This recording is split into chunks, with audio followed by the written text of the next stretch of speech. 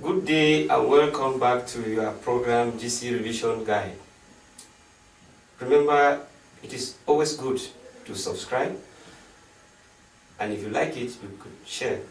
It is a program for everybody. We are just about to talk about the next salts, as I mentioned before, and these salts, they are equally very, very important. We're talking about calcium, we're talking about phosphates. So these two salts, they also go together, and their movement too is antagonistic. Remember, these salts are very important. How are they important? Number one, calcium, which is very important as far as the formation of bones are concerned. We equally have some reactions that can never take place when calcium is absent. I'm talking about the process of blood clotting. Remember, without calcium, blood clotting cannot take place because in the first reaction, it is this calcium that acts as a catalyst that converts prothrombin to thrombin before that process of blood clotting can take place. So calcium is very, very important. The two of them make up components of blood, that is calcium and phosphate. So it is very, very necessary for these salts to be controlled.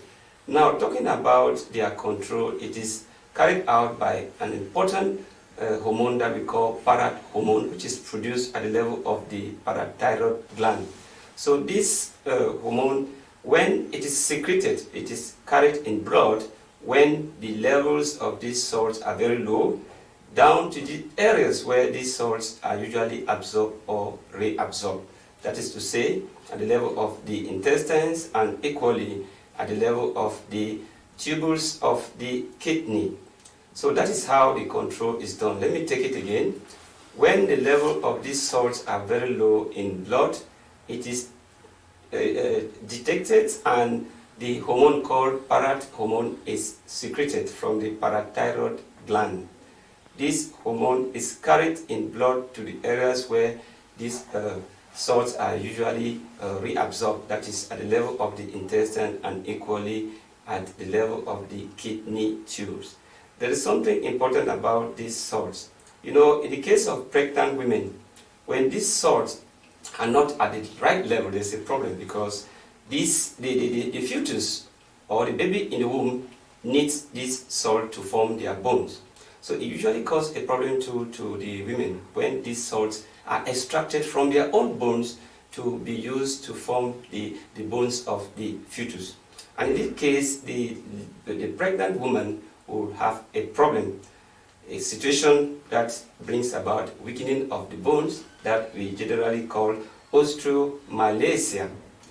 Now, talking about the movement of these two salts, when phosphates are leaving the bones to the blood, that is when calcium is also moving in. And at times, their concentration are not at the same proportion. So it is good for pregnant women to always take enough calcium and phosphates so that their babies and equally the pregnant woman itself should have good health. So that's in short how we can do this control.